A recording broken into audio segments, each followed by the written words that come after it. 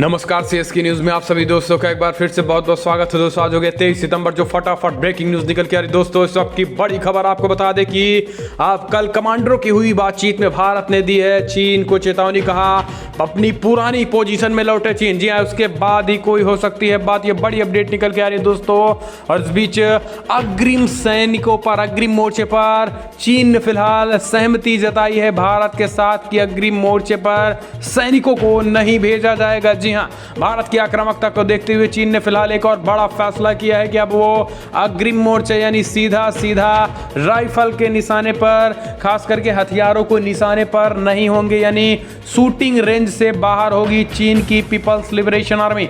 इस बीच अगली बड़ी खबर निकल के आ रही है, आपको बता दें कि लेसी के पास हथियार जुटा रहे चीन समेत बना रहा है सुरंग। ये भी बड़ी अपडेट, सैटेलाइट से बड़ा खुलासा। और इस बीच संयुक्त राष्ट्र महासभा में भारत विवाद पर बोला जिनपिंग नहीं चाहते हैं युद्ध, बातचीत के जरिए सुलझाएंगे मसला। जी हाँ, ये भी बताएंगे। और इस बीच एलएसी पर भारतीय सेना की जुआड़ों से भाग खड़ी हुई चीनी सेना, ठंड कड़ाके की पड़ने के कारण पीएलए छोड़ रहे हैं मैदान। तो भारत ने तैयारियां कर ली है पूरी, एक एक करके आपको बताएंगे। लेकिन उससे पहले छोटा सा निवेदन, अगर आपने चैनल को अभी तक सब्सक्राइब नहीं किया तो प्लीज सब्सक्राइब की लाल बटन दबाकर चैनल को सब्सक्राइब करें। और अगर आप भी मानते हैं कि प्रधानमंत्री मोदी के नेतृत्व में देश कोरोना वायरस के साथ साथ चीन से भी लड़ने में पूरी तरीके से सफल होगा, सक्षम है, और अगर आप भी इंडियन आर्मी पर पूरी तरीके से गर्व करते हैं तो इस वीडियो को लाइक करके कमेंट के माध्यम से जय हिंद लिखना मत भूलिएगा। दरअसल पहली बड़ी अपडेट निकल के आ रही है दोस्तों। आपको बता दें कि 15 घंटे चली 15 घंटे बैठक में होने के बाद भारत ने किया बड़ा ऐलान। चीन से कहा अपनी पुरानी पोजीशन में जाए। कमांडर स्तर की बैठक में बड़ी बातचीत हुई है। जी हाँ, दरअसल भारत और चीन के बीच 14 घंटे चले छठे दौर के सैन्य वार्ता के दौरान पूर्वी लद्दाख से अत्यधिक ऊंचाई पर स्थित टकराव बिंदुओं के पास तनाव कम करने के तरीकों पर ध्यान केंद्रित किया गया था। इस घटनाक्रम की जानकारी रखने वाले सैन्य अधिकारियों ने मंगलवार को यह जानकारी दी है। उन्होंने कहा है कि इस मैराथन वार्ता का परिणाम सोमवार को तत्काल पता नहीं चल पाएगा, लेकिन ऐसा समझा जाता है कि दोनों पक्षों ने वार्ता आगे बढ़ाने के लिए फिर से बैठक करने पर सहमति जता दी है। वहीं न्यूज एजेंसी एएनआई के अनुसार इस वार्ता में भारत ने जोर दिया है कि चीन को उसी पोजीशन में वापस जाना चाहिए जहां वो अप्रैल और मई से पहले मौजूद था।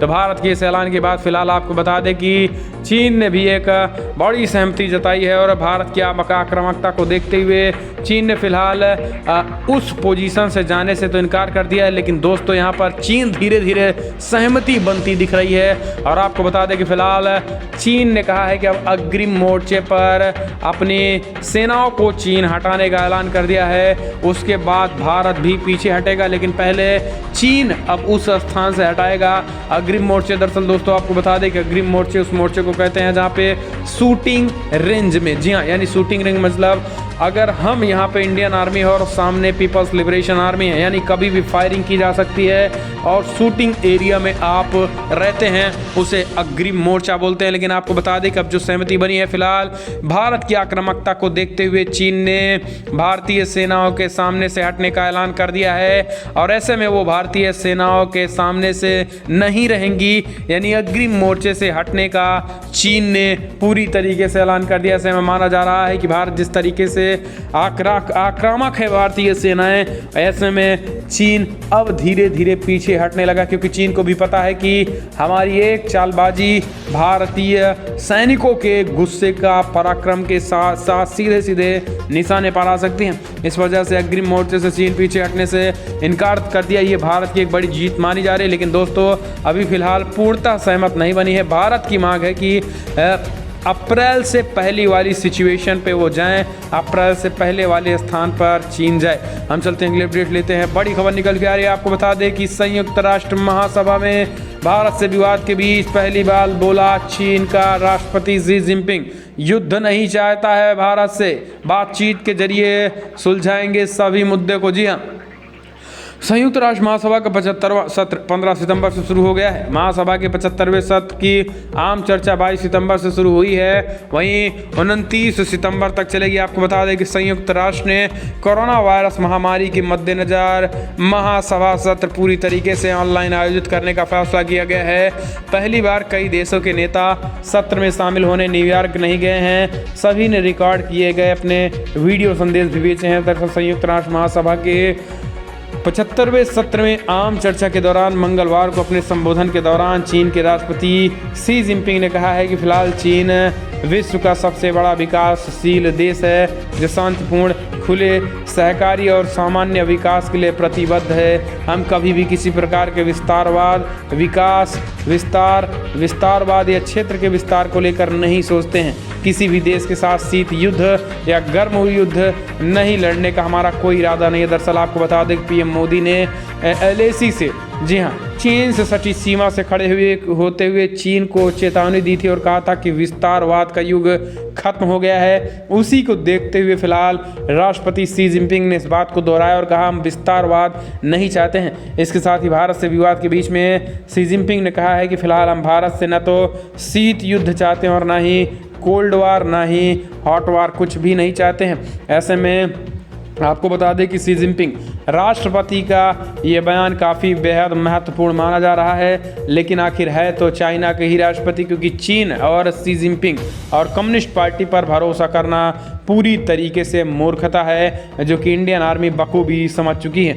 हम चलते हैं अगले अपडेट लेते हैं। आपको बता दें LAC विवाद पर तनातनी के बीच हाड़ कपाने वाली ठंड का सामना करना शुरू हो चुका है। धीरे धीरे सुरक्षा बलों का रूसी टेंट्स और देसी जुगाड़ का लिया जा रहा है सहारा, तो पीपल्स लिबरेशन आर्मी ने तो मैदान ही छोड़कर भागना शुरू कर दिया है। आपको बता दें कि भारत और चीन के बीच लद्दाख स्थित LAC पर पिछले 5 महीने से तनाव जारी है। दोनों देशों के बीच अब 6 बार कोर कमांडर स्तर की बैठक भी हो चुकी है। हालांकि इसके बावजूद दोनों ही सेनाओं ने पीछे हटने के लिए कोई कदम नहीं उठाया है। लद्दाख में जिन जगहों पर दोनों सेनाओं के बीच टकराहट की स्थिति बनी है, वहां अक्टूबर के मध्य से ही भीषण ठंड का माहौल पैदा हो जाता है। ऐसे में भारतीय सेना अब इस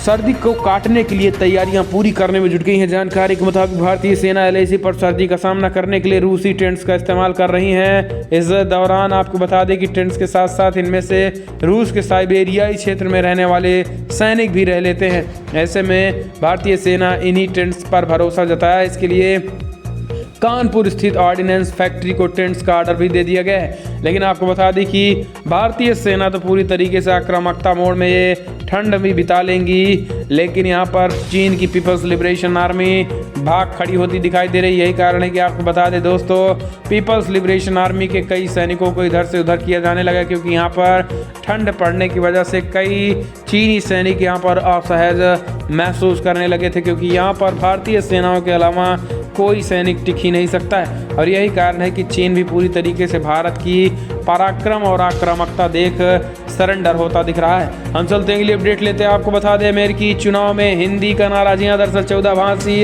भारतीय भाषाओं में पॉपुलर हो रहा है नया नारा, अमेरिका का नेता कैसा हो, जो बाइडेन जैसा हो। जी हाँ, आपको बता दें कि अमेरिका में 3 नवंबर को होने वाले राष्ट्रपति चुनाव में डेमोक्रेटिक पार्टी ने दक्षिण एशियाई लोगों को अपने राष्ट्रपति पद के उम्मीदवार जो बाइडेन का समर्थन करने के लिए 14 भारतीय भाषाओं में डिजिटल ग्राफिक्स के जरिए जारी किए हैं।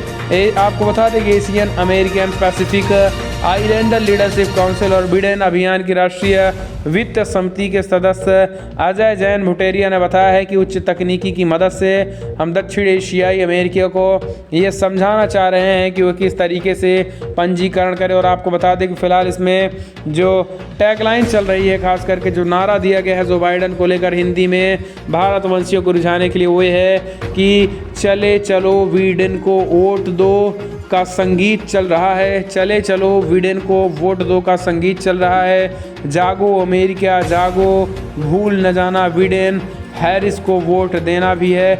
इस तरीके से गाने चल रहे हैं। तो वहीं नारा है अमेरिका का नेता कैसा हो, जो बाइडेन जैसा हो।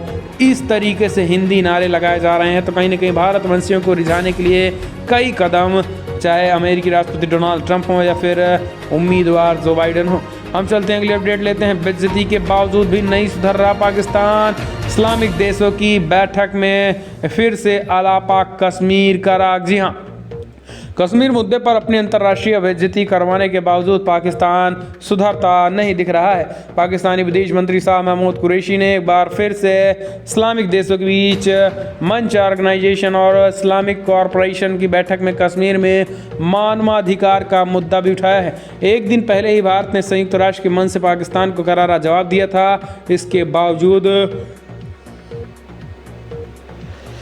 इसके बावजूद पाकिस्तान अपनी हरकतों से बाज नहीं आता दिख रहा है। न्यूयॉर्क में आयोजित संयुक्त राष्ट्र महासभा की बैठक में इतर ओआईसी के संपर्क समूह के साथ पाकिस्तान ने एक वार्ता आयोजित की थी।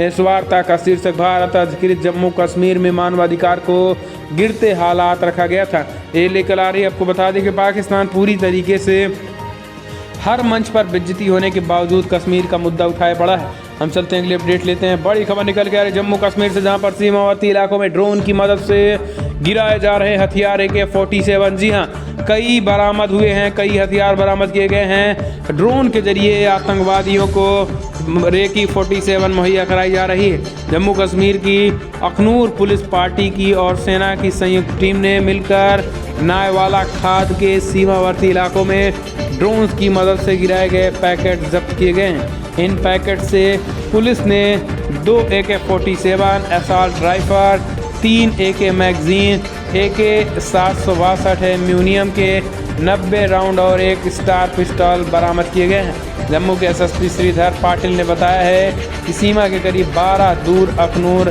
सेक्टर में हथियार और गोला बारूद की 2 खेप बरामद हुई है। हथियार कश्मीर घाटी में आतंकवादियों को सौंपने के लिए भेजे गए थे। प्रारंभिक जांच में पता चला है कि ये इसके पीछे जैश-ए-मोहम्मद की साजिश है। तो जिस तरीके से अब पाकिस्तान बौखला चुका है कि ड्रोन के जरिए हथियार भेज रहा है। हम चलते हैं अगले अपडेट लेते हैं। आपको बता दें कि जम्मू कश्मीर में आधिकारिक भाषा बिल लोकसभा में पास, अमित शाह ने कहा यादगार क्षण है। लोकसभा में मंगलवार को जम्मू कश्मीर आधिकारिक भाषा संशोधन बिल पास हो गया है। बिल पास होने के बाद केंद्रीय गृह मंत्री अमित शाह ने खुशी जाहिर की है। उन्होंने कहा है कि जम्मू कश्मीर के लोगों के लिए यादगार क्षण होगा।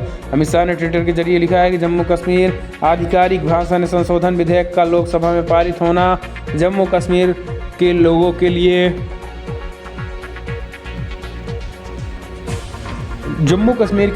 एक अत्यंत महत्वपूर्ण दिन है। इस ऐतिहासिक बिल में जम्मू कश्मीर के लोगों को लंबे समय से प्रतीक्षित सपना सच होगा। कश्मीरी, डोगरी, उर्दू, हिंदी और अंग्रेजी अब जम्मू कश्मीर की आधिकारिक भाषाएं कहलाएंगे। गृह मंत्री अमित शाह ने भी ट्वीट करके इस बात की जानकारी दी है। हम चलते हैं अगले अपडेट लेते हैं। आपको बता दें कि शिवराज सरकार की किसानों की सौगात अब सालाना 6 के बजाय मिलेंगे 10,000 रुपये। जी हाँ, आपको बता दें बड़ी खबर निकल के आ रही है। दरअसल 28 विधानसभा सीटों पर होने वाले उपचुनाव से पहले शिवराज सरकार ने बड़ा दांव चल दिया है। सरकार ने किसानों को खुश करने के लिए बड़ा ऐलान करते हुए कहा है कि मध्य प्रदेश में किसानों को किसान कल्याण योजना के तहत अब लगभग 6,000 नहीं बल्कि 10,000 रुपये सालाना मिलेंगे। इसके लिए PM किसान सम्मान निधि के साथ ही CM किसान सम्मान निधि को भी जोड़ा जाएगा।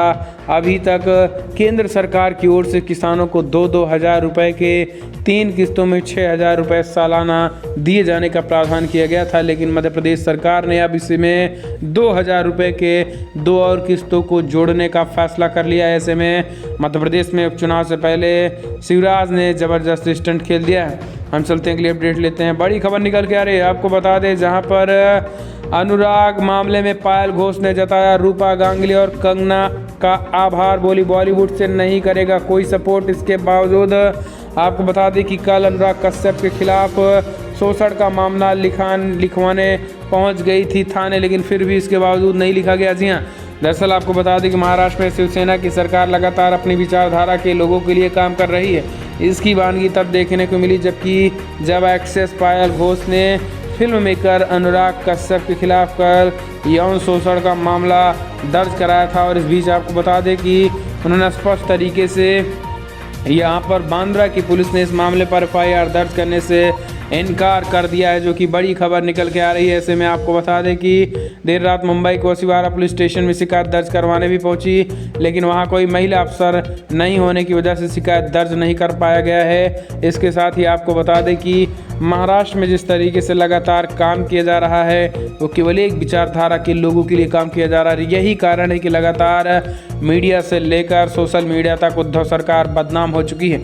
हम चलते हैं अगली अपडेट लेते हैं। आपको बता दें कि उद्धव ठाकरे और शरद पवार पर कसा शिकंजा, संसद में घमासान के बीच पवार ठाकरे को आयकर का नोटिस, चुनावी हलफनामे पर उठाए गए सवाल। जी हाँ, आपको बता दें कि संसद में सरकार और विपक्ष के बीच राजनीतिक घमासान जारी है। इस बीच राष्ट्रवादी कांग्रेस पार्टी के अध्यक्ष और पूर्व केंद्रीय मंत्री शरद पवार को आयकर विभाग ने नोटिस भेज दिया है। उन्हें ये नोटिस पिछले चुनाव में दिए गए हलफनामों को लेकर भेजा गया है। इसके अलावा महाराष्ट्र के मुख्यमंत्री उद्धव ठाकरे, मंत्री आदित्य ठाकरे, एनसीपी नेता सुप्रिया सुले को भी आयकर ने नोटिस भेजा। आपको बता दें, जानकारी के अनुसार आयकर विभाग की तरफ से इस नोटिस के जरिए पिछले कुछ चुनाव में दाखिल किए गए हलफनामों की जानकारी भी मांगी गई है। नोटिस मिलने को लेकर जब पवार से सवाल किया गया तो उन्होंने कहा है कि लोग नोटिस भेजने को लेकर कुछ ज़्यादा चाहते हैं, इस तरीके की बातें कही जा रही हैं। हम चलते हैं अगली अपडेट लेते हैं। बड़ी खबर निकल के आ रही है। आपको बता दें कि सीएम योगी आदित्यनाथ ने बॉलीवुड हस्तियों के साथ फिल्म सिटी को लेकर चर्चा की है। जी हाँ, सीएम योगी आदित्यनाथ ने इस पर काम करना शुरू कर दिया है। यूपी के मुख्यमंत्री योगी आदित्यनाथ ने प्रदेश में फिल्म सिटी बनाने को लेकर अपने लखनऊ स्थित सरकारी आवास पर फिल्म कलाकार, निर्माता, निर्देशक, गीतकार, संगीतकार, गायक व लेखकों के साथ मीटिंग भी की है। इस मीटिंग में सुपरस्टार रजनीकांत की बेटी सौंदर्या रजनीकांत, निर्माता निर्देशक मधुर भंडारकर, अभिनेता प्रियदर्शन, रवीना टंडन, सुभाष घई, परेश रावल, गायक अनूप जलोटा, उदित नारायण, कैलाश खेर, अनुपम खेर, लेखक विजेंद्र प्रसाद और मनोज मुतस्सिर भी शामिल थे, बड़े पैमाने पर शामिल थे।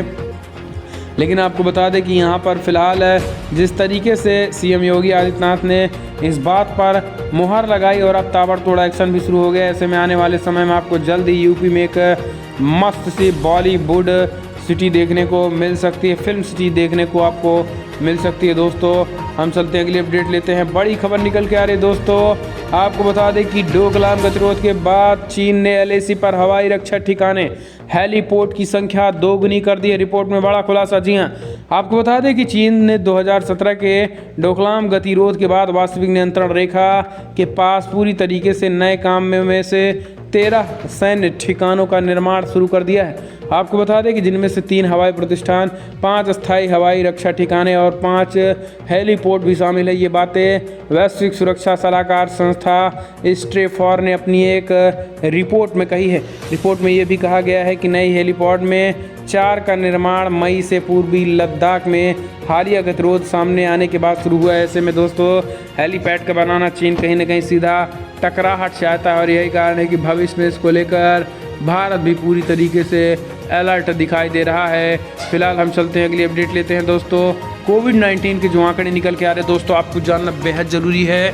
देश भर में कोविड-19 का आंकड़ा फिलहाल 56 लाख के आंकड़े पार कर गए। जी हाँ दोस्तों, 56 लाख के आंकड़े पार कर गए देश भर में। ये कोविड-19 के आंकड़े निकल के आ रहे हैं। इस बीच आपको बता दें, कोविड-19 की भी सबसे बड़ी खबर ये भी निकल के आ रही है। दोस्तों, देश भर में मृतकों की जो संख्या है और जो स्वस्थ होने वालों का आंकड़ा है वो तेज़ी के साथ बढ़ रहा है। आपको बता दें कि स्वस्थ होने वालों का जो आंकड़ा निकल के आ रहा है, एक दिन में 1 लाख आ रहे हैं। जबकि अगर बात करें हम रिकवर यानी संक्रमितों की संख्या 85 से 90 हज़ार के बीच आ रही है। इस बीच 56 लाख के करीब आंकड़े पार कर चुके हैं। तो वहीं मृतकों की संख्या भी है 80 हज़ार के करीब हो चुकी है। जबकि स्वस्थ होने वालों का आंकड़ा 45 लाख के करीब हो चुका है। जबकि अगर बात करें वर्तमान में एक्टिव केसेस, तो एक्टिव केसेस 9,90,000 करीब हो चुके थे। देश भर में कोविड-19 के आंकड़े हैं।